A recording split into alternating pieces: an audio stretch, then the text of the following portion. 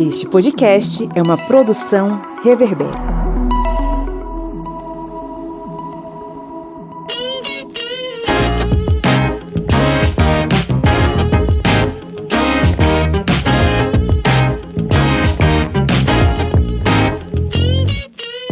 Olá, ouvintes! Está entrando no ar mais um episódio do seu podcast sobre as ciências humanas. É o podcast do Historiante. Esse programete que caminha contigo pelo Vale da Aflição, comprometido com a ideia de que precisamos levar informação e conhecimento adiante através das ondas da internet, né? Eu sou o Pablo Magalhães e estou aqui acompanhado dele, o homem que recebeu um microfone condensador no dia que o estúdio fechou em Juazeiro da Bahia, o senhor Felipe Monsanto. Bom dia, boa tarde, boa noite. Que bom falar aos ouvidinhos de vocês novamente. Tive que quebrar o negócio para ganhar o microfone, gente. Olha que triste. Eu sou o culpado por isso, é isso? Jamais. Temos também ele, o homem que montou uma trincheira, um soviete na beira do Rio São Francisco que luta contra o capitalismo desde lá, o senhor Kleber Roberto. E aí, pessoal, beleza? Lutando contra o capitalismo, ancapismo, incel, red pill, muita coisa para lutar contra atualmente. E eu sou um blue pill, viu, gente? Não venham me dizer, você é comunista, red pill também. Não, é blue pill aqui. Muda a cor, né? Muda a cor. Ok. Temos também ele, o homem que edita o Portal Águia, nosso parceiro aqui de conteúdos, o senhor Eliezer Fernandes. Olá, ouvintes do Historiante. Muito bom estar aqui novamente. E dessa vez para falar de tecnologia, que é a área que eu trabalho. Muito feliz de estar aqui novamente. Ou seja, o que é que rola no Portal Águia, hein, Eliezer? Qual é a novidade que a gente tem lá? A gente teve um texto ontem, acho que foi ontem, né? Foi o dia do combate à homofobia, LGBTfobia, né?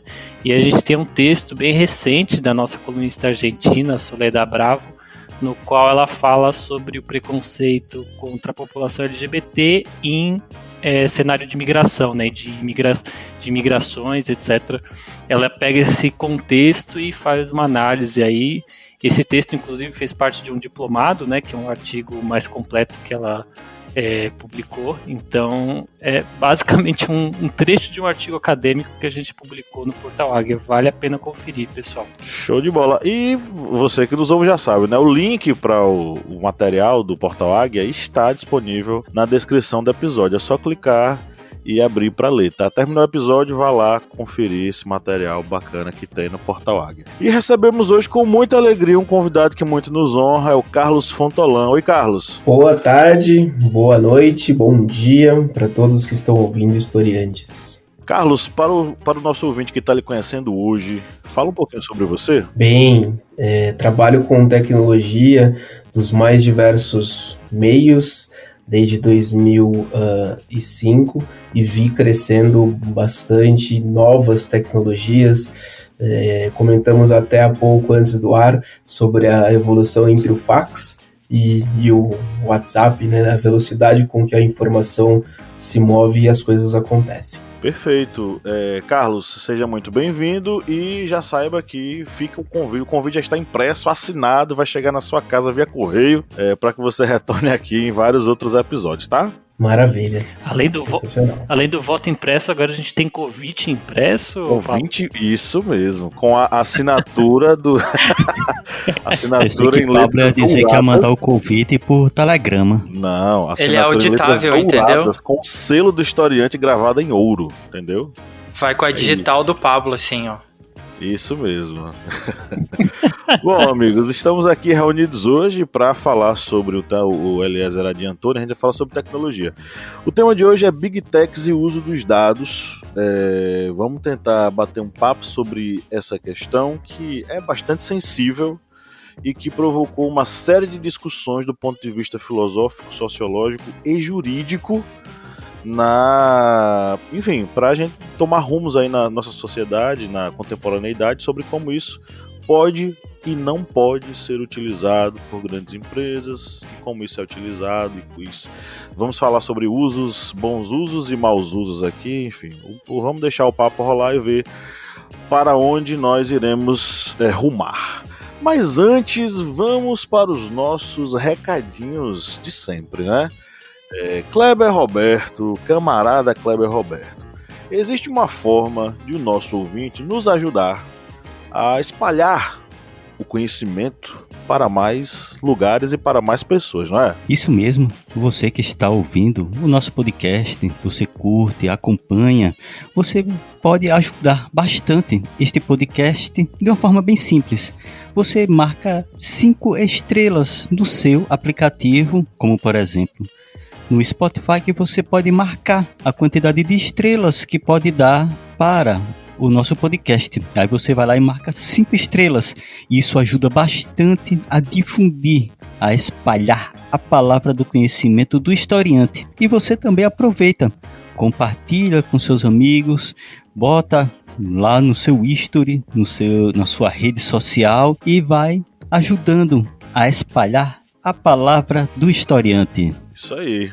E Felipe Bonsanto, a produção tá me dizendo aqui que tem recado da nossa editora parceira, não é? Tem mesmo, Pablo. A nossa editora parceira Contexto, ela tá com uma mega promoção para os ouvintes do Historiante. Você não precisa ser apoiador, você pode ser nosso ouvinte e conseguir o nosso desconto mega especial na parceria com a editora Contexto. Você vai lá, faz a sua compra, escolhe os seus livros e quando você estiver finalizando a sua compra, basta você digitar o nosso cupom Historiante20, Historiante 20 numeral. Com esse cupom você consegue desconto nas suas compras no site da editora Contexto. Você não vai ficar de fora dessa, né? Ter conhecimento, comprar conhecimento e ainda com um descontão desse, você não vai ficar de fora, né? Vai lá, visita o site da Contexto e usa o nosso cupom. A editora Contexto que nos enviou aí uma remessa bacana de livros diretamente para o historiante. Kleber Roberto, pega um livro aí rapidinho na sua biblioteca, enviado pela editora Contexto, e que será sorteado entre os nossos apoiadores, né? Você que está nos ouvindo, quiser participar do sorteio mensal de livros, basta você apoiar o Historiante no apoia.se/historiante ou no aplicativo da Aurelo. E aí você, além de ouvir os podcasts secretos, você ainda participa do nosso sorteio mensal de livros. Kleber Roberto, que livro aí tem que a editora Contexto mandou pra gente? Aqui tá na mão o livro que é muito bom, que é o livro História Medieval, de Marcelo Cândido da Silva. Esse livro, da editora Contexto, aborda as principais características do período medieval, dando ênfase a vários contrastes que ocorreram neste período, como, por exemplo, a fome, as guerras, as pestes, e também alternando com os tempos de paz e prosperidade, que é um ponto que muitas vezes os historiadores acabam passando batido. Muito interessante esse livro para estar aí na sua biblioteca. Perfeito. Então vamos para o nosso giro de notícias, Felipe Bonsanto. Bora lá!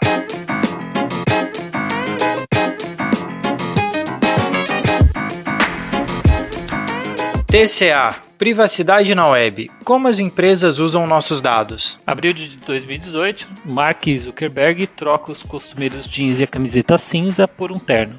O diretor executivo do Facebook precisa comparecer ao Congresso dos Estados Unidos e prestar depoimento. Em discussão, a privacidade dos 2,2 bilhões de usuários da plataforma. O episódio, que ainda repercute na imprensa, deriva de um escândalo revelado em março. Foi quando um ex-funcionário da consultoria britânica Cambridge Analytica divulgou que essa empresa obteve, indevidamente, dados de 87 milhões de membros da rede social. É o país Brasil. O que acontece com os nossos dados na internet? As informações pessoais se tornaram mais um produto comprado e vendido. Todos nós ouvimos dizer alguma vez que quando um produto é aparentemente gratuito, é provável que na verdade estejamos pagando por ele com dados. Isso acontece com as redes sociais, os cartões de fidelidade de lojas e supermercados ou com infinitos aplicativos que oferecem serviços mais ou menos relevantes em troca somente dos nossos dados pessoais. Jornal do Sudoeste. Por que os nossos dados pessoais são tão valiosos para as empresas? A tecnologia permite o processamento de milhares de informações em poucos segundos e diminui a distância física, o tempo e o espaço, além de ter dado origem à sociedade da informação ao elevá-la à condição de elemento central, não só da economia, mas da organização e interação social como um todo. A informação vira conhecimento para o setor empresarial a partir de análise dos dados pessoais dos consumidores. NHS. IoT coleta dados para tornar as máquinas cada vez mais inteligentes. O aprendizado da máquina aplicado às coisas inteligentes modifica a interface homem-máquina. Assim, se a inteligência humana puder ser replicada e a experiência humana puder ser profundamente aprendida por meio dos dados coletados, a barreira entre o homem e a máquina começará a desmoronar. É com você, Pablo. Pablo, qual é a música? Você deixou a deixa, Felipe, aí, ó, aproveitei. Tá vendo, né? Vamos para a nossa editorial.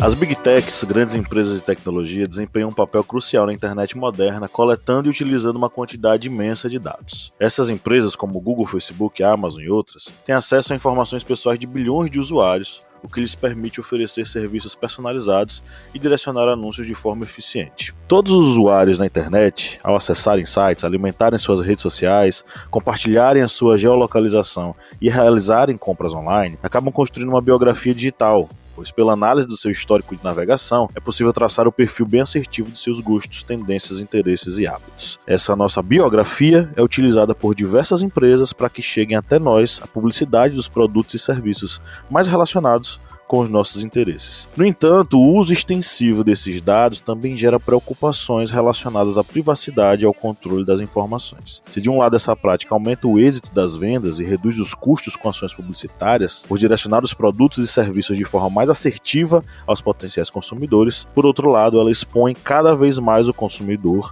muitas vezes anulando a sua privacidade até o seu direito de escolha. Os impactos das tecnologias de informação e de comunicação e da digitalização se fazem presentes em manifestações das mais diversas, daquilo que chamamos de tecno-autoritarismo. O assim chamado tecno-autoritarismo, termo que tem sido cada vez mais utilizado nos últimos anos, consiste na utilização de recursos tecnológicos cada vez mais sofisticados, em especial no contexto da expansão da digitalização e das tecnologias de informação e comunicação, as TICs, de modo a aumentar, em termos quantitativos e qualitativos, o controle exercido pelo Estado e pelas grandes corporações sobre a população, impactando direta e indiretamente os direitos e garantias fundamentais dos cidadãos, dentre os quais a dignidade da pessoa humana, os direitos da personalidade, destaque aí para a privacidade, para a proteção de dados pessoais e as liberdades fundamentais. São dos mais diversos os fatores e eventos que permitem identificar o tecno-autoritarismo no Brasil e no mundo. Dentre eles, o mais importante que podemos destacar aqui é a concentração de poder informacional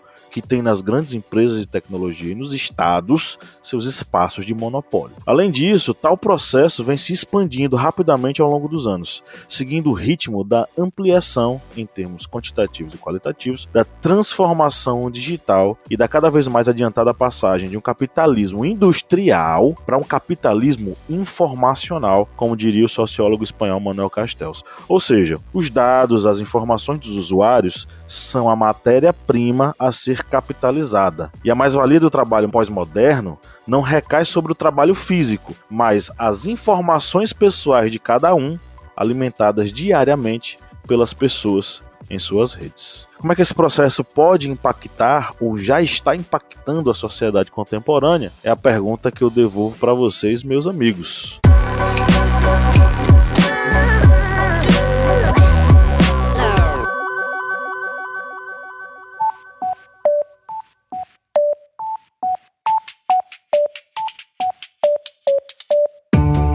Me diga uma coisa, Lídia Verônica, qual é o melhor lugar para ouvir podcasts? O melhor lugar para ouvir podcast, pra mim, é na cama. Mas pra todo mundo, é o Orelo. Com certeza. Além de tudo, o Orelo nos remunera. Cada clique seu ajuda o nosso projeto a crescer. Então quer dizer que só de a pessoa ouvir, dar o play lá nos episódios, isso já nos ajuda? Nem precisa a pessoa pagar? Exatamente. Se você não pode ou não tem interesse em ser um apoiador, mas acha o nosso projeto legal, vai lá no Orelo e dá essa força pra gente.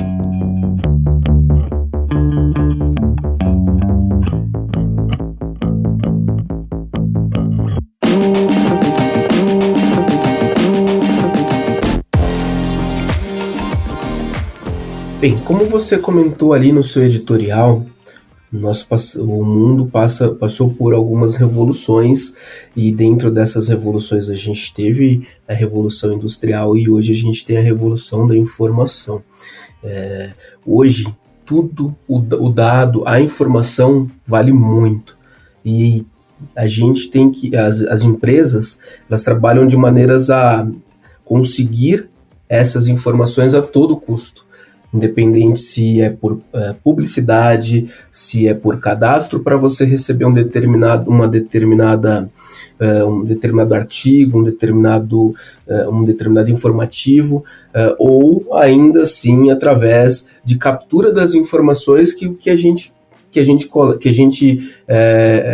de forma autônoma coloca nas redes sociais, ou que a gente fala perto dos dispositivos móveis. Então, hoje, seja ele de uma marca A, de uma marca B, seja ele de um sistema operacional no seu celular A ou B, você fala alguma coisa e as próximas publicidades, as próximas informações são sempre relacionadas a isso. Então, é a maneira com que a gente trata o dado e a importância que ele tem para o capitalismo atual. É interessante isso que o Carlos falou.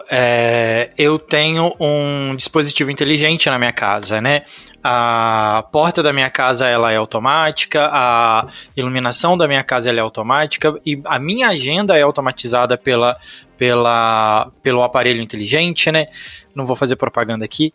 E isso é um perigo muito grande, né? Algumas empresas elas sinalizam que existe um botão, existe alguma coisa que consegue desativar as informações que são apresentadas ou que são faladas, né, ali perto desse aparelho, do dispositivo, mas muitas das vezes não acontece, e isso a gente tem uma exposição de informação muito grande, e é uma forma, essa coleta dessas informações, igual o Carlos falou, que o dispositivo ele está ouvindo a gente, ele está acompanhando a gente de tudo quanto é lugar, ele meio que cede os nossos dados para diversas empresas, diversos espaços, e a gente não sabe como isso é usado, né? Igual eu falo sobre alguma coisa, eu pesquiso sobre alguma coisa no Google hoje, a gente recebe informações de propaganda, seja lá o que for, mas sabe-se aonde lá mais vai parar essa informação, essa minha pesquisa, o GPS, a minha localização, o que acontece, né? Como as coisas acontecem. O Carlos ele estava citando aqui que ele é da época da internet, né, de um tempo atrás, né, lá nos primórdios, alguma coisa ali desde o começo. Antigamente a coisa era tão menos vigiada que se você fizesse uma compra no cartão de crédito em um lugar onde você não estava acostumado a frequentar até um tempo atrás, seja numa outra cidade, alguma coisa assim, a operadora do cartão de crédito ela te ligava na hora para tentar confirmar se era fraude ou não. Hoje não, hoje até pelo GPS do celular, pelo nosso dispositivo do celular, pelo localizador, eles conseguem saber se é a gente ou não. Então, a gente cede, a gente entrega muitos dos nossos dados todos os dias, a todo momento, para alguém, para algum lugar que pode usar isso de várias formas, de diversas formas, né? É interessante esse ponto. Comecei que nem você, Felipe, mas é porque eu tenho um ponto Todo mundo me falar. Copia. Porque assim, tem essa questão dos dados como mercadoria que a gente está comentando, e a gente às vezes não se questiona o porquê que a gente não paga para usar rede social, né? Rede social é um uso gratuito. Você vai lá e faz uma conta, cria na rede social ou nos aplicativos de mensageria e utiliza. Mas você paga de outra forma, né? Você concede o direito da plataforma gravar, armazenar e disponibilizar seus dados e seu padrão de consumo para terceiros, né? E aí qual que é o motivo disso? É para criar, né, perfis psicológicos para fins de consumo, né? Quando a gente acessa a rede social, e independente de se for um TikTok, um Facebook da vida, qualquer tipo de rede social, toda interação, seu like, seu comentário, seu tempo online, quais páginas você visita, tudo isso é registrado. E isso faz com que seja possível que a plataforma construa um perfil psicológico que é usado para direcionamento de anúncio e publicações pagas, podem ser artigos, como o Fontolan falou agora há pouco, ou informativos, né? E tudo isso existe uma pessoa que paga, né? Uma grana às vezes até bem alta para influenciar a opinião das pessoas, às vezes por fins de consumo, né? E às vezes por fins políticos, né? Exatamente.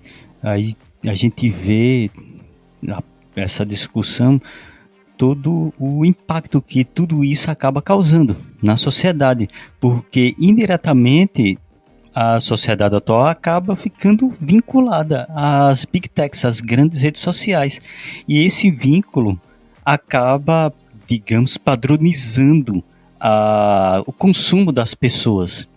Carlos falou uma coisa, e até Felipe também comentou, que é algo interessante, que isso ocorreu comigo, na verdade com minha esposa, que ela estava conversando com a cunhada sobre uma questão de um bolo tal, falando sobre recheio de chocolate e tal, e falando isso com o celular, segurando o celular e passando a mensagem para ela através do WhatsApp.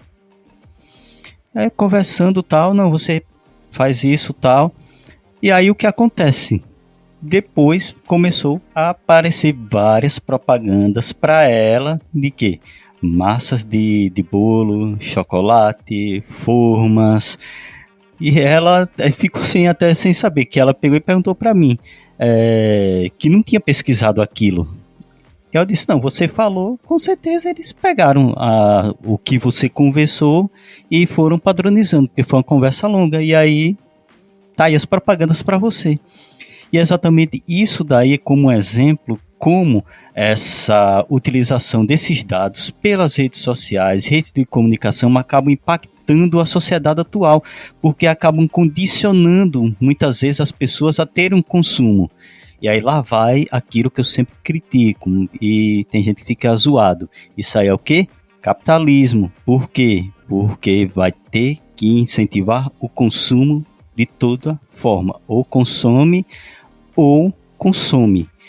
Então a pessoa ela vai ser bombardeada com aquelas propagandas daquela pesquisa básica que ela fez ou daquela conversa, e acaba consumindo e satisfazendo grandes empresas. Sempre vai ter alguém que vai lucrar, né? Às vezes as pessoas não param para pensar que por que as pessoas, né, as empresas, na verdade, por que as empresas vão pegar os seus dados para utilizar de alguma forma? E a intenção é sempre o lucro, é maximizar o lucro de alguma forma.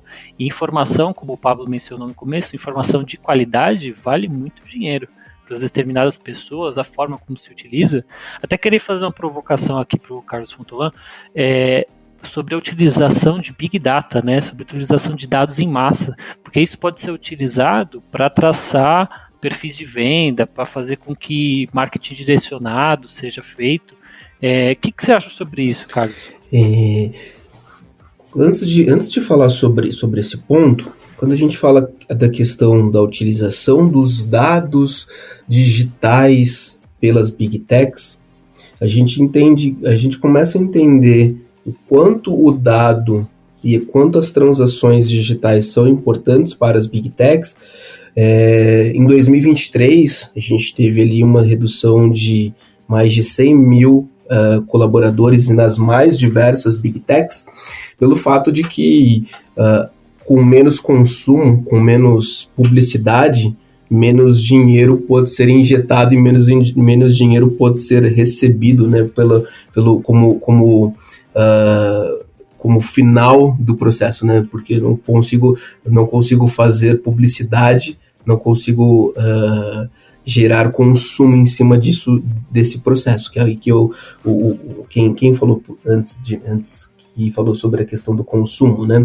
Então tem esse ponto.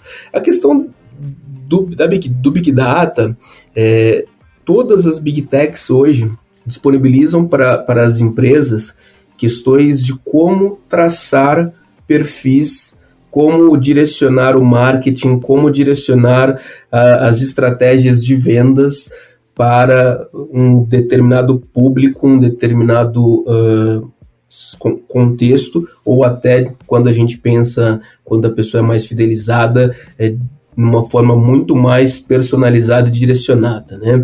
Então, hoje, quando você vê uma determinada propaganda de um carro, quando você vê uma determinada propaganda de algum serviço, elas são propagandas regionais. Então você pega as grandes redes de televisão, por exemplo, existem propagandas regionalizadas. E então as propagandas regionalizadas, elas acontecem porque, de alguma maneira, as informações são distribuídas e são tratadas, né, nos Big Data a fim de gerar os perfis de consumo. E aí a gente entra numa discussão. Eu acho que a gente falou sobre a questão do consumo, a gente falou sobre a questão do capitalismo e a questão do lucro, né? A gente vive hoje, e pelo menos em história a gente considera isso, como um quarto processo da Revolução Industrial. Não é mais necessariamente uma revolução puramente industrial mecanicista, mas uma revolução digital, do ponto de vista de que passamos por um processo de digitalização constante, frequente e que talvez ainda esteja num ciclo de conclusão, mas que a gente já vê que já tem diversas áreas, diversos aspectos da vida em sociedade que são feitos em processos digitais, né? Então, essa revolução digital continua em curso, essa quarta etapa da Revolução Industrial, e ela continua permeada por ideais que a guiaram em seus três processos anteriores, que são os ideais do capitalismo. O Manuel Castells, ele escreveu 2 livros fantásticos. Manuel Castells, ele é um sociólogo espanhol que escreveu, na verdade ele escreveu uma trilogia sobre a era da informação. Só que tem 2 livros em especial que são ainda mais específicos sobre o assunto, que é A Galáxia da Internet e A Sociedade em Rede. E ele propõe uma observação que é a seguinte: assim como o processo revolucionário industrial ele passou por uma metamorfose e chegou a uma revolução digital, também o capitalismo, nesse processo todo, ele passou por uma transformação, e hoje ele não é mais um capitalismo financeiro, ele é o capitalismo informacional. Por que ele é capitalismo informacional? Porque se antes as grandes empresas, os estados estavam atrás de um numerário em dinheiro, quanto mais dinheiros, mais rica uma pessoa é, hoje esse processo está ligado às informações e aos dados. Quanto mais dados você possui, você é mais rico. E no final das contas, o dado é uma riqueza. Eu falei que ele era uma matéria-prima, mas ele não é apenas uma matéria-prima. Os dados, eles são tanto uma matéria-prima, porque eles são, vamos dizer assim, o material inicial, principal, com o qual uma empresa ela vai crescer ou ela vai ganhar dinheiro, quanto também ele é um processo de enriquecimento. Ele é a matéria-prima, ele é um processo de enriquecimento. E também é um processo de exploração. Porque, no final das contas, se antes estávamos nós com os nossos macacões sujos batendo martelos e apertando parafusos em uma fábrica, com os nossos macacões sujos de graxa, hoje nós fazemos esse processo através da alimentação das mídias sociais e, enfim, de vários outros sites e vários outros mecanismos possíveis de alimentação de dados. Nós fazemos esse trabalho por essas empresas. O Instagram não tem conteúdo, o conteúdo somos nós. O Twitter não tem conteúdo, o conteúdo somos nós. Então, assim, o que somos nós, pela perspectiva, por exemplo, do querido e saudoso Zygmunt Bauman, nós somos o produto. Ele tem um livro chamado Vidas para Consumo, em que ele evidencia a forma pela qual, na sociedade do século XXI, nós, seres humanos, nos tornamos de consumidores a produtos a serem consumidos, e estamos na prateleira esperando alguém chegar e consumir a gente. Não consumir do ponto de vista apenas físico, mas consumir do ponto de vista ideológico, do ponto de vista enfim, cultural, mental e por aí vai. E também sermos consumidos do ponto de vista digital. Somos, como diria Shakespeare, somos apenas meros pedaços de carne, tá lá em Romeu e Julieta, para serem devorados e consumidos. Mas é esse contexto que eu queria trazer de volta para vocês, dessa reflexão sociológica, que é o seguinte: certo, somos produtos, somos consumidos, nossos dados estão aí para serem barganhados, vendidos, trocados, etc. e tal. A primeira pergunta que eu faço é: essas empresas, elas têm noção disso e elas se preocupam com esse tipo de coisa? Vocês que são mais entendidos do que eu poderiam me responder isso. E segundo, o que é que a gente pode esperar de uma sociedade em que absolutamente tudo é feito para ser consumido no mundo digital? Onde é que fica o ser humano nessa brincadeira toda? Vou fazer bom, não é uma pergunta, né? Mas eu vou responder uma pergunta que veio antes dessas duas aí. Porque você falou sobre nós sermos produtos. Só que quem são os clientes, então, das redes sociais, se não são os usuários? E fica muito claro que os clientes são as empresas. Então, assim, já respondendo agora essa primeira pergunta que você falou, as empresas, elas não se importam exatamente com como que os usuários vão ser impactados pelo uso dessas informações. Um exemplo muito claro é o escândalo da Cambridge Analytica que aconteceu, né, nos idos lá de 2016, 2017, no qual dados de 87 milhões de usuários foram utilizados para fins políticos, né, para influenciar a opinião de eleitores de vários países, né. Os dados foram coletados através de uma pesquisa no Facebook e aí foram vazados para pessoas interessadas. Então essa empresa coletou os dados disponibilizados pelo Facebook, que vendeu, como eu disse, eles vendem para terceiros.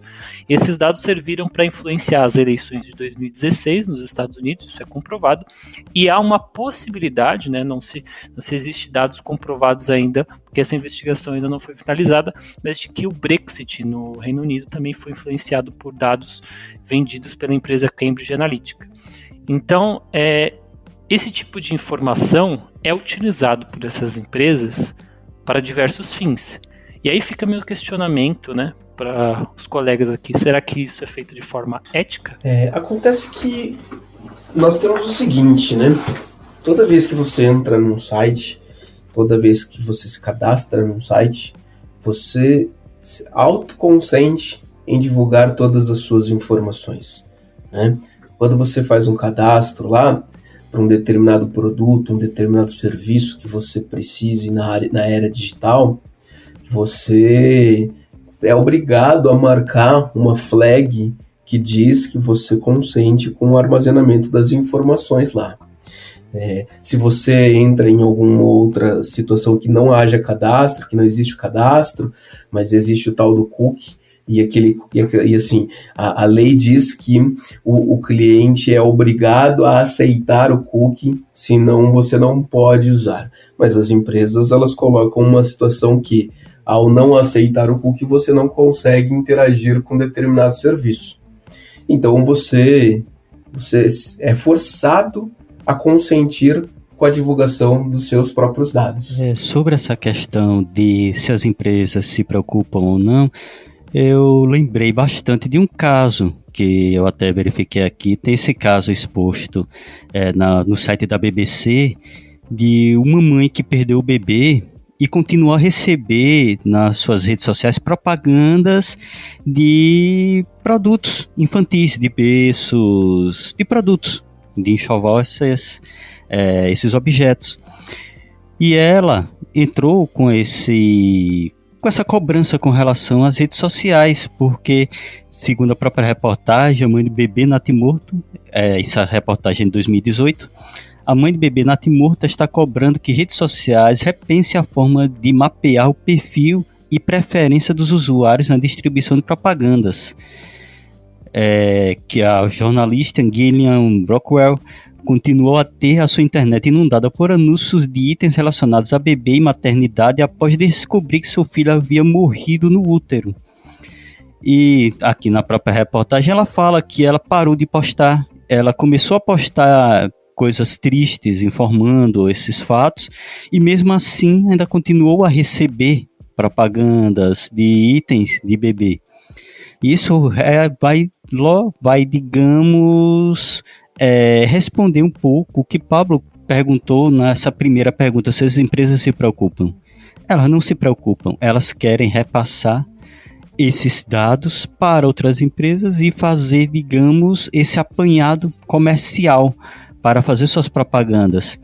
E na outra pergunta, que eu acho que tem uma resposta bem simples, o que esperar de uma sociedade do consumo com relação aí às pessoas?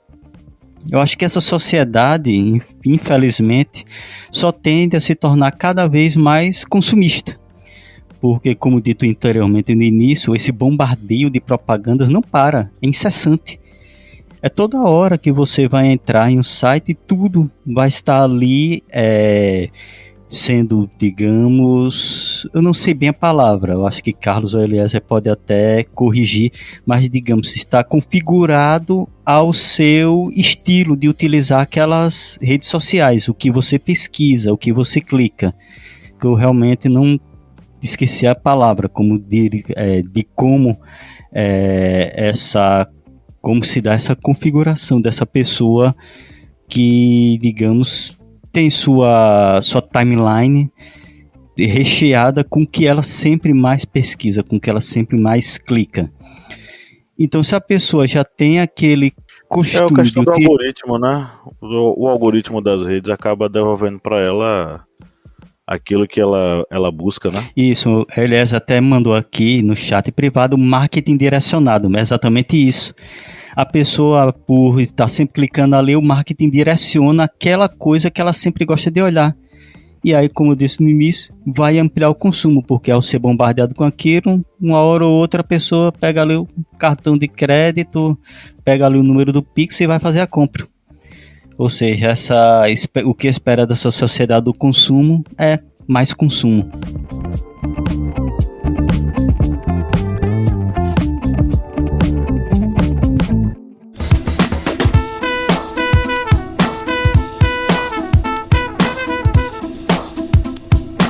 Bom, quem curte e acompanha o Historiante pode nos ajudar a manter o projeto, não é mesmo, seu Kleber? Isso mesmo. Você pode ajudar o Historiante de uma forma bem fácil. E faz como? Vai lá no nosso Apoia-se.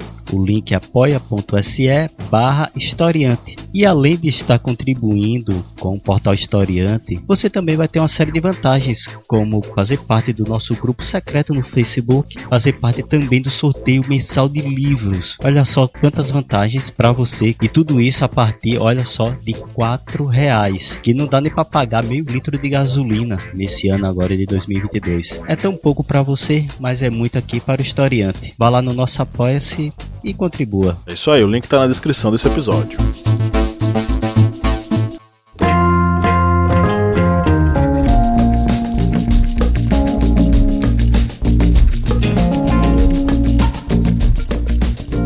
Eu acho que realmente o mercado ele não é ético no uso das nossas informações, né? Eu acho que a gente ainda está no começo de uma discussão que eu acho que vai levar bastante tempo ainda para a gente poder entender e até pensar numa questão de dimensão de quanto isso pode atingir ou não a nossa sociedade, né?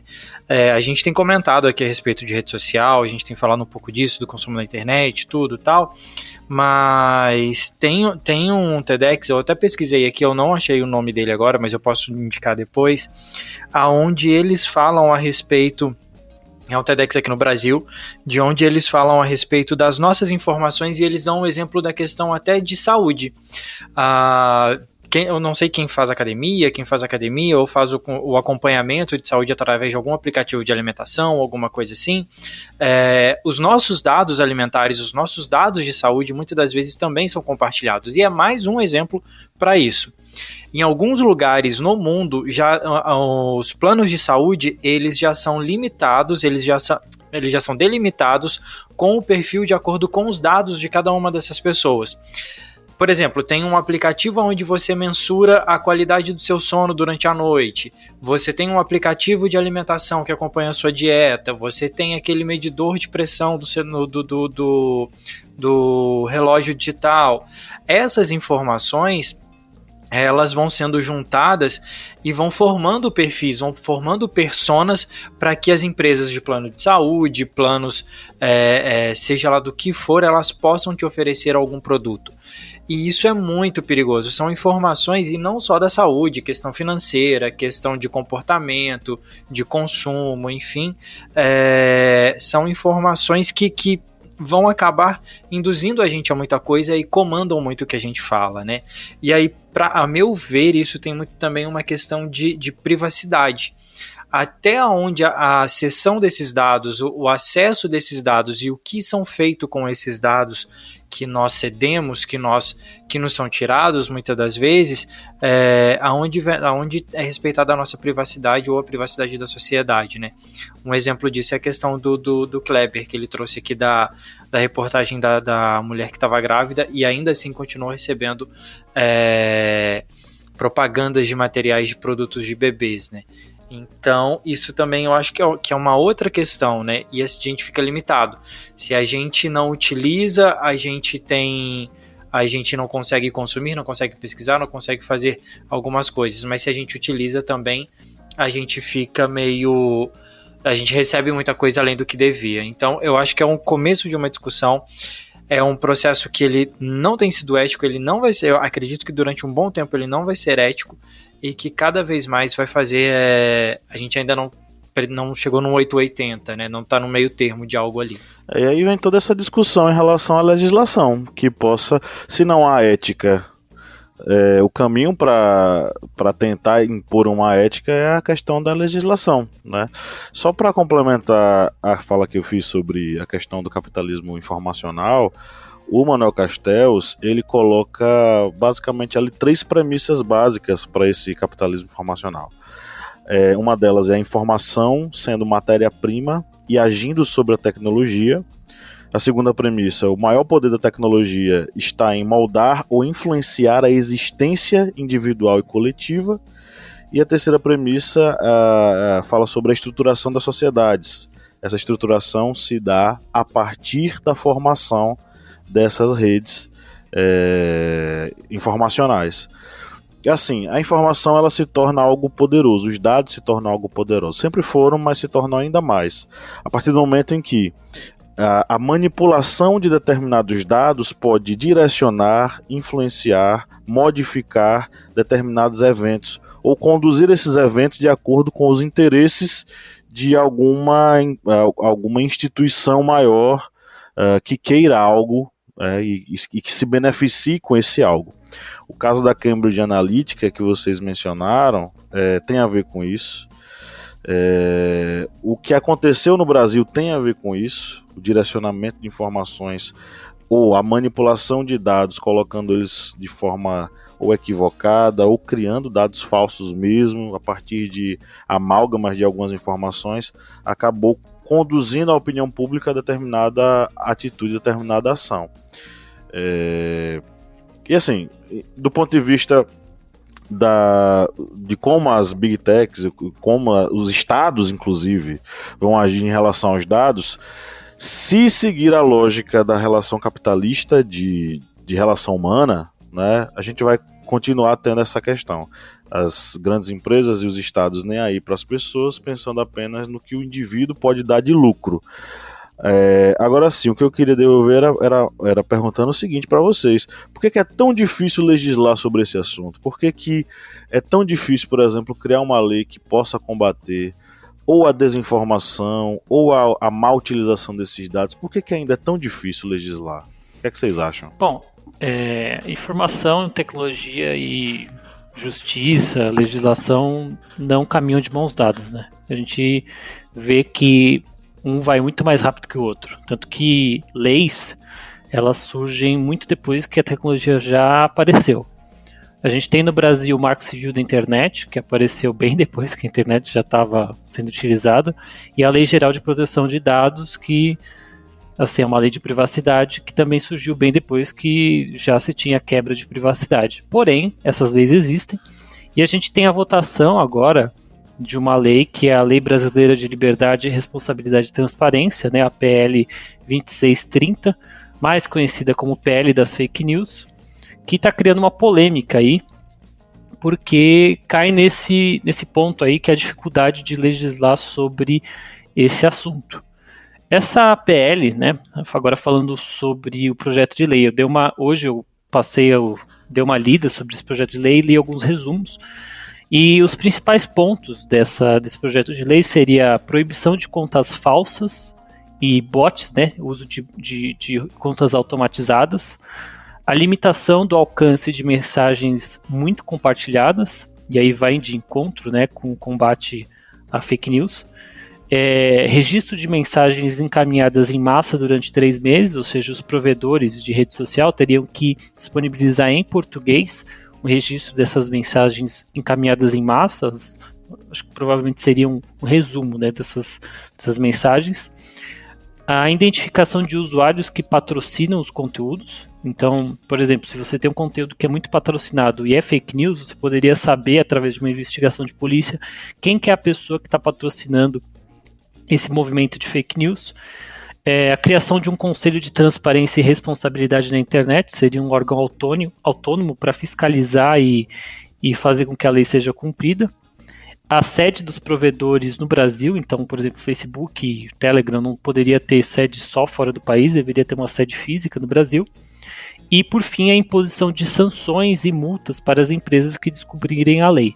Então, basicamente, esse projeto de lei, ele regulamenta muitos pontos que estão soltos, né? A gente debateu diversos pontos sobre o uso de dados sem ética, sobre o uso de dados para fins de consumo. E esse projeto de lei, ele, pelo que eu li, né, pelo que eu entendi desse projeto, ele se propõe a tentar proteger um pouco o consumidor, né, e a pessoa que não tem como lutar contra o sistema. Até como o Carlos Fontola falou, você é obrigado a aceitar o cookie. Que nada mais é do que um registro no qual qualquer site vai ter dados de tempo online, quais cliques que você deu, onde que você acessou, tudo isso é utilizado. Então, assim, se você não tem como se proteger, é necessário que haja uma lei. Na prática é isso, a lei serve para proteger o cidadão, né? Então, essa nova PL que veio, que está sendo votada e está criando muita polêmica, né, simplesmente serve para isso. Eu acho que realmente essa questão de por que é tão difícil legislar sobre o assunto da segurança de dados, acho que é tão difícil exatamente pelo interesse das empresas que têm ainda esse interesse de trabalhar de forma totalmente, digamos, sem responsabilidade, muitas vezes, com esses dados. Vide o escândalo da Cambridge Analytica. E também, recentemente, o Meta está levando uma multa gigantesca da União Europeia exatamente por causa dessa importação, digamos, de dados de clientes da Europa para os Estados Unidos. Ou seja, a Europa ela tem esse cuidado com a sua população e mesmo assim está também sofrendo ameaças dessas redes sociais. E eu acho que um dos problemas principais é que atualmente quem controla o discurso, infelizmente, são as redes sociais. Redes de comunicação, redes sociais é quem controla o discurso atualmente.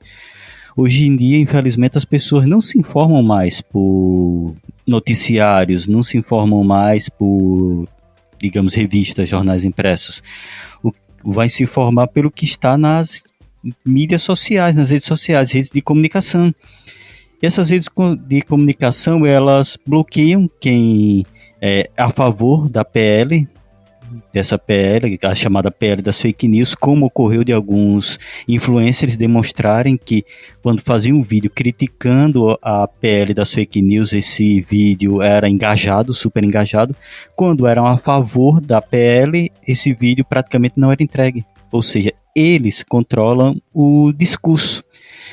Então é por isso que se torna tão difícil. E ainda criam aquele cenário de que você é dependente da minha, vamos botar aí entre aspas, viu? Entre aspas bem negritadas. Vocês são dependentes da minha droga, vocês são viciados nisso aqui. Se eu tirar, vocês vão ter abstinência. É praticamente isso que eles trabalham. Ou seja, eles vão trabalhar com essa área psicológica vão tirar isso de você para evitar que qualquer lei possa fiscalizá-los da forma correta, como deve ser. E tem até uma questão, se a gente parar para pensar, como eles comandam esse discurso, o discurso deles interessa a quem, né? E a gente sabe muito bem quem respalda o discurso dessas redes e a não regulamentação disso. O não regulamentar, isso gera um lucro e a possibilidade de lucro e o domínio do discurso muito grande, que aí eles não têm uma questão de serem punidos, de serem cobrados por algo, de prestarem contas de algo que é errado e que ajuda eles a continuarem no poder, né? A regulamentação, ela é nada mais nada menos do que, como eu acho que foi até o Eliezer que falou, a guarda e o respaldo de usuários como nós e como outras pessoas que muitas das vezes não tem nem noção do que está consumindo e de como está cedendo os seus dados para outras coisas. Então, a regulamentação ela é extremamente necessária e é fundamental para que se tenha algo guardado, algo registrado e que a gente tenha informação de qualidade, que a gente tenha um consumo de qualidade e que a gente não fique à mercê, fique dependentes desse discurso dominante dessas pessoas que a gente conhece muito bem, sabe qual é o desejo, né? A falta de informação é muito ruim. O excesso também pode ser, né? A diferença entre a vacina e o veneno é a dose. E a maneira com que as informações hoje são divulgadas e a maneira com que a triagem das informações é feita, para mencionar qual a informação que será apresentada na primeira página de um determinado buscador, independente qual seja, ou de uma determinada rede social, baseado em um fator ideológico, é muito complexo hoje em dia, né? Então, acho que isso fomenta o processo de fake news, isso fomenta o processo de desinformação, né? Porque, como eu falei, assim, acho que pouca informação é ruim, muita informação sem controle também é. É aquela discussão daqueles dois livros distópicos, o do 1984, do Orwell, e Admirável Mundo Novo, do Huxley, né? Em Admirável Mundo Novo, o controle é exercido pelo excesso da informação. Em 1984, o controle é exercido pela total... como é que eu posso dizer? Enfim... Ausência de informação. Ausência de informação, só negação de informação, né? Então, enfim, qual meio termo encontrar, não sei, né? O Kleber, toca a Internacional Comunista aí. Vamos tomar os meios de produção e vamos derrubar os grandes centros aí que se utilizam dos dados alheios e vamos comunizar esses dados. Sabe que isso existe na área da tecnologia, o pensamento de livre acesso e livre uso dos dados? Eu não sei se eu falei isso em algum episódio, mas a iniciativa Linux, iniciativa de uso livre dos dados, existe há muitos anos, né? Teve um sueco chamado Linus Torvald que criou essa iniciativa e existem muitos repositórios de codificação na internet, GitHub, entre outros, que permite você praticamente fazer isso, socializar os códigos, socializar as informações, tornar isso de uma forma mais democrática. Mas posso dizer que é uma minoria assim, da área de tecnologia que tem esse pensamento. Talvez até por uma questão de ser difícil de vender essa ideia, porque o próprio sistema capitalista sabota isso, né? Você vai ter muito mais pessoas pagando para ter acesso à informação de qualidade, do que pessoas que vão querer compartilhar essa informação de livre e espontânea vontade.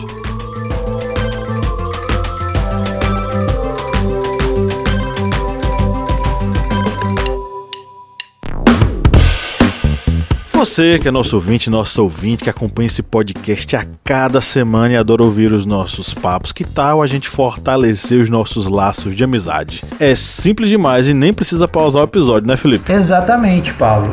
Se você está ouvindo a gente agora, seja no Spotify ou seja na Apple Podcast, para a gente ficar mais íntimo, para a gente falar cada vez mais ao seu ouvidinho, você faz o seguinte agora.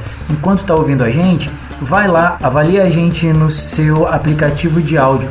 Vai lá no Spotify, dá 5 estrelas pra gente. Vai lá no Apple Podcasts, dá 5 estrelas pra gente. Isso fortalece o nosso relacionamento e você fica cada vez mais perto da gente. Faz isso pra gente, dá essa moral lá agora.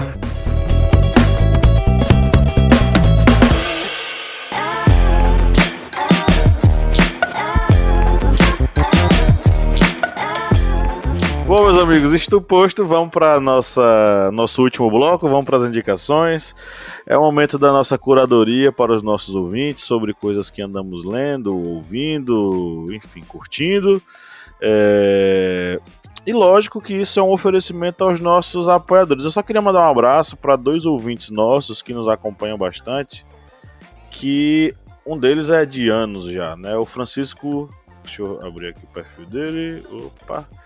É o Francisco Júnior Farias da Silva. Ele é um dos ouvintes nossos mais antigos e está sempre compartilhando os episódios e marcando a gente aqui. Um abraço, Francisco, sei que você está ouvindo a gente. A outra ouvinte é a Kellen Souza. A Kellen está sempre colada com a gente.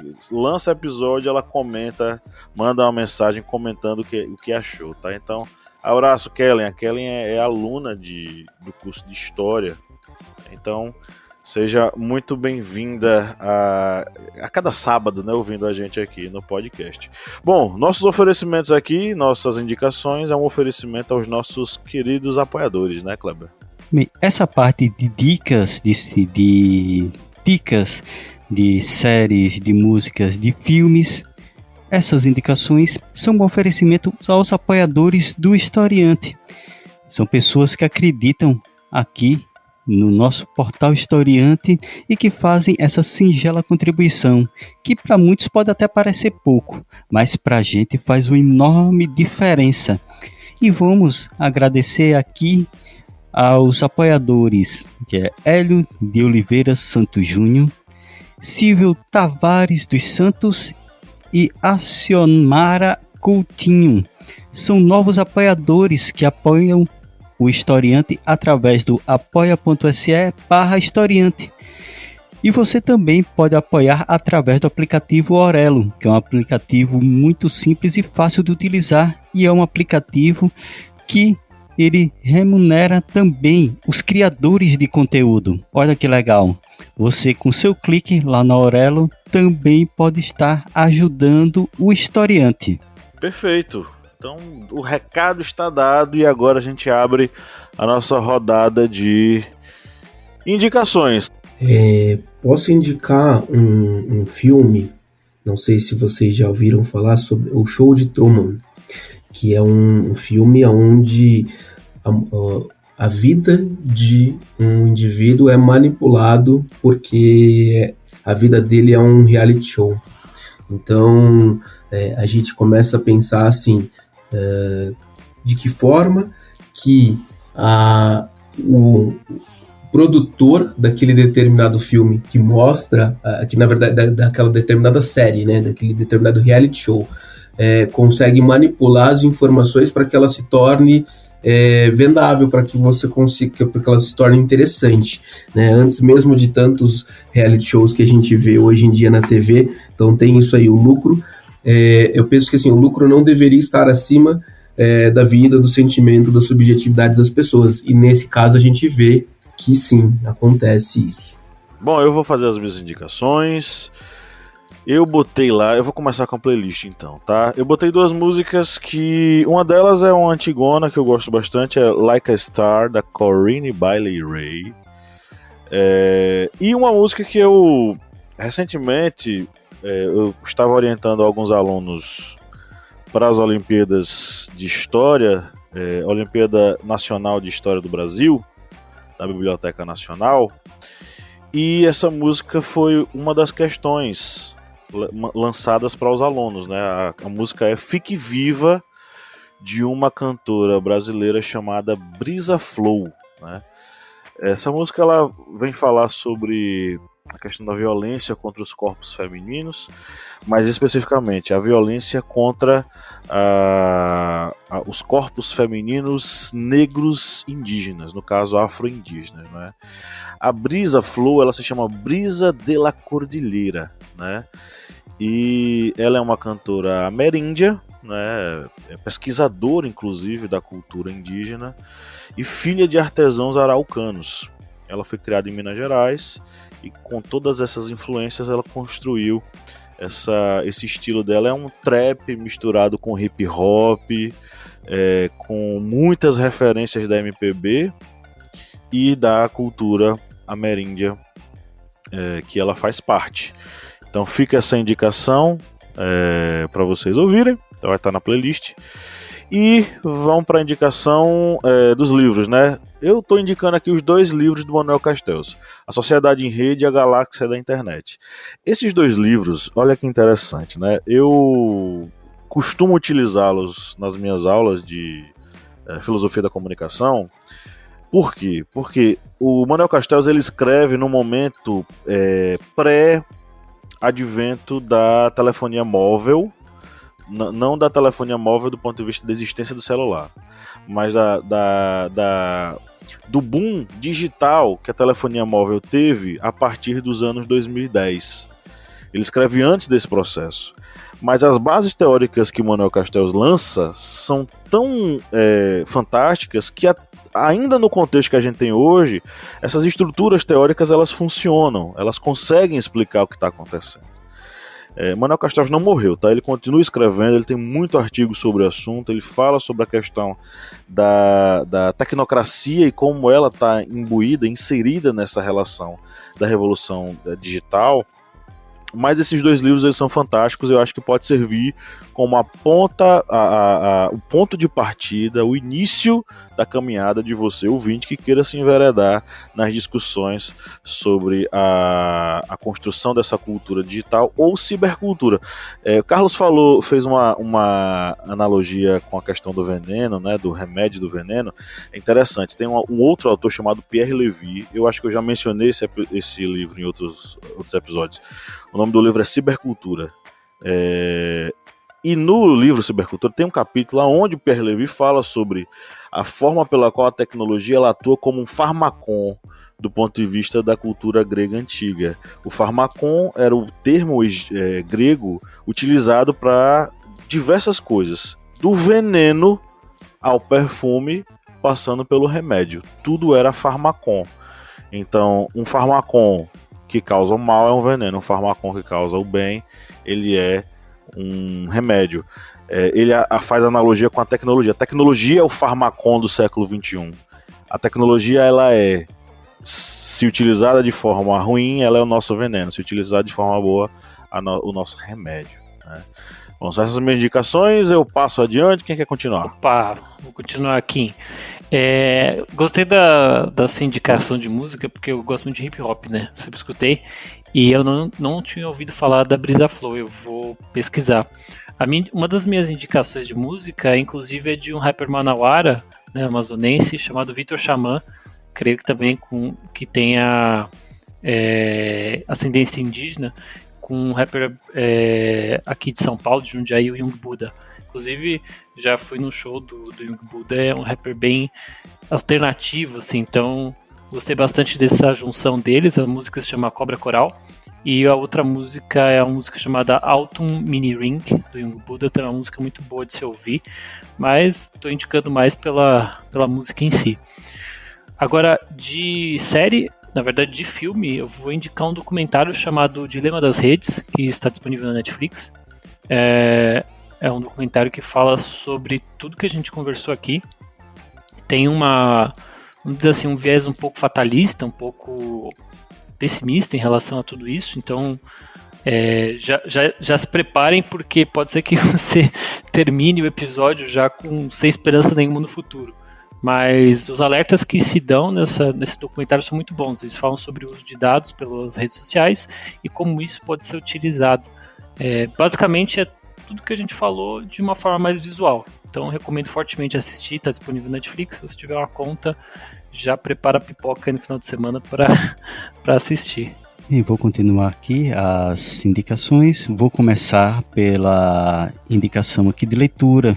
E vou indicar um HQ que faz parte de uma série de HQs sobre a história do Brasil.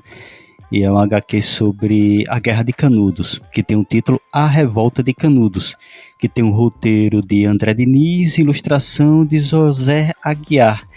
E é uma HQ muito boa, com um desenho bem legal, um desenho bem trabalhado. E trabalha, logicamente, a história da Guerra de Canudos. E por ter essa abordagem através do HQ, é recomendado tanto para você que gosta aí da história do Brasil, como para você, educador, professor, que esteja escutando aqui o nosso podcast. Você pode adquiri-la e também utilizá-la como um material para suas aulas, que é muito interessante. Como eu já disse outras vezes, sou um visionário na utilização de revistas em quadrinhos, HQs, como material didático, que ajuda bastante a fazer com que as crianças tenham interesse em vários assuntos. Nesse caso aqui, sobre a história do Brasil. Como em dicas de música, vou deixar 2 músicas aqui. Uma delas é da banda The Offspring, que é a música Come Out and Play. Só lembrando que o vocalista do The Offspring, Dexter Holland, ele é doutor mesmo, ele tem doutorado em biologia molecular. E essa música que ele fez numa ideia exatamente enquanto estava trabalhando na sua formação acadêmica, exatamente com questões de vírus. E só lembrando que depois, no período da pandemia, da vacinação, ele fez também campanha pró-vacinação, utilizando essa música. E a outra música que eu vou indicar aqui é Man in the Box, da banda Alice in Chains. E essa música, Man in the Box, ela tem como digamos, a sua análise e o seu contexto é a questão da mídia tradicional e dos governos que acabam manipulando as informações para que as pessoas acabem sendo condicionadas a verem o mundo apenas como eles querem, como o governo e a grande mídia quer. Vai bem como nós estamos trabalhando hoje, né, nesse podcast. Inclusive, no próprio clipe, ele dá essa ideia. Se você assistir Man in the Box, o clipe é como se fosse gados, ovelhas, bezerros, que estivessem ali condicionados em caixas, apenas recebendo aquilo que é dado para eles. Eles só veem aquilo que é oferecido a eles. E é como eles indicam nessa música, que as pessoas acabam sendo condicionadas a aceitar apenas o que os grandes meios de comunicação informam às pessoas. Sai da caixa e venha para o comunismo. Toca internacional agora. Ai, vamos lá, deixa eu fechar as indicações aqui. Falando até um pouquinho, acho que se tivesse combinado com o Kleber não tinha dado tão certo. As minhas indicações para assistir nesse final de semana, eu falo um pouquinho disso. Tá rolando na HBO Max a última temporada de uma série chamada Succession, que conta a história de uma família muito poderosa, dona de um conglomerado de comunicação nos Estados Unidos, tudo. E o episódio mais recente, né, o episódio 8 da 4ª temporada, que é a última temporada, fala um pouco sobre isso. O episódio em si dá pra assistir, pelo menos esse episódio dá pra assistir assim, pra quem nunca assistiu a série, é tranquilo, porque mostra a cobertura da eleição americana. No roteiro do episódio fala sobre a disputa entre os democratas e os republicanos, e o desenvolvimento do discurso para anunciar o presidente dos Estados Unidos, né, a interferência que acontece. No meio do episódio acontece algumas coisas, acontece um incidente em um dos estados americanos, e aí eles começam a debater ali, né, os donos do conglomerado, se divulgam ou não as informações, mas nas redes sociais o pessoal começa a divulgar, e eles desenham a forma com que a informação vai ser passada, e é bem interessante, mostra muito como esse discurso ele é montado e como ele é dominado por esses grandes conglomerados, né? Fica a indicação aí do episódio 8 da 4ª temporada de Succession. E falando ainda sobre isso, tem o documentário Privacidade Hackeada, que também está no Netflix. O Eliezer chegou até a citar algumas coisas aqui da Cambridge Analytica durante o episódio, e esse documentário fala exatamente sobre isso, conta como os dados foram utilizados na eleição americana, eles citam alguma coisa do Brexit e fala como esse discurso, como as redes sociais elas foram manipuladas e foram trabalhadas durante a campanha do ex-presidente Donald Trump. É bem interessante, tem na Netflix, eu acho que vale bastante a pena para poder assistir. Para ouvir, eu vou indicar Under You, do Foo Fighters, que é uma música do novo álbum deles aí, que tá para ser lançado, é a segunda música desse álbum. É o primeiro álbum depois da morte do Taylor, que era o baterista deles. E tá bem reflexivo, embora tenha bastante metal, tenha bastante rock, a identidade deles bastante, né? Mas é uma música bem reflexiva sobre pedidos de ajuda, sobre a necessidade do autoconhecimento e do caminhar, do desenvolver, né, do ser humano. É uma música bem gostosa, foi lançada essa semana, tenho escutado bastante ela aí, durante esses últimos dias. E eu vou indicar também, a gente está gravando na quarta, a gente está gravando na quinta, ontem, quarta-feira, né, 17 de maio, se lembrou o dia 17 de maio, que é o dia da luta mundial contra a LGBTfobia, né? Que foi o dia 17 de maio, é o dia que marca 33 anos da saída do conceito de homossexualidade como doença na Organização Mundial da Saúde. Então, assim, é uma luta muito grande que se tem dentro da comunidade, né? E uma música que representa muito essa luta é uma música chamada Flutua, da Lineker e do Johnny Hooker, que a Lineker é uma cantora de São Paulo e o Johnny Hooker é um cantor nordestino, e eles cantam sobre a liberdade do amor, sobre ninguém impedir que duas pessoas, independente de cor, raça, sexo, identidade de gênero, seja lá o que for, possam se amar. Então, essas são as minhas indicações aí para esse final de semana. É uma das músicas mais bonitas que eu já escutei. Eu reitero essa indicação do Felipe, porque Lineker e Johnny Hooker não tem como dar errado, né? Maravilhosa, né?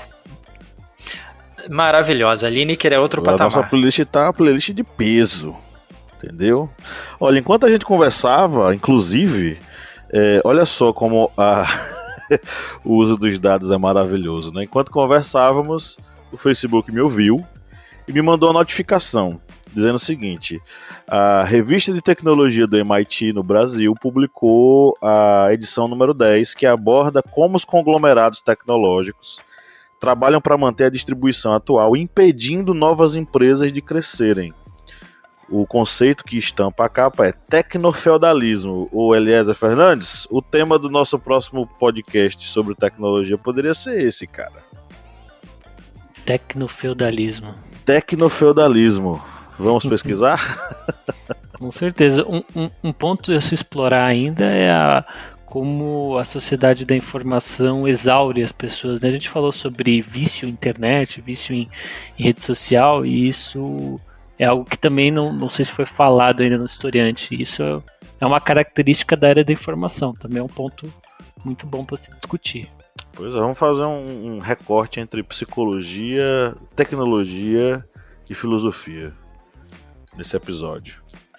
Bom, meus amigos, acho que é isso, né? Chegamos ao final de mais um episódio, com muita alegria, né? Carlos Fontolão, meu amigo, muito obrigado por estar presente conosco aqui, viu? Que agradeço o convite, sempre que puderem, estou à disposição, caso as agendas casem. Foi um prazer estar com vocês, com todos aqui do Historiantes. E mais uma vez, reitero, tá? Os convites estão impressos para o senhor retornar aqui em outros momentos, tá? Eu entrego para ele. O Pablo vai mandar via fax. Pombo correio. Pois é, né? Felipe Bonsanto, Cleber Roberto, Eliezer Fernandes, Abemos! Abemos! Fumaça branca! Abemos Podcast. Então é isso, chegamos ao final de mais uma gravação com muita alegria e queremos agradecer a você que nos ouviu até agora e que dá o tchau coletivo com a gente a cada episódio. Saiba que é pensando em você que nós nos reunimos toda semana para construir esse conteúdo bacana para os seus ouvidinhos, tá? E no 3 vamos dar o nosso tchau coletivo. 1, 2, 3, tchau!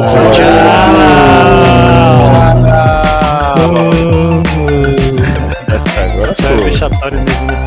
Eles foram de criança descoordenada tentando. Principalmente por conta de Kleber. Antigamente a gente fazia o tchau.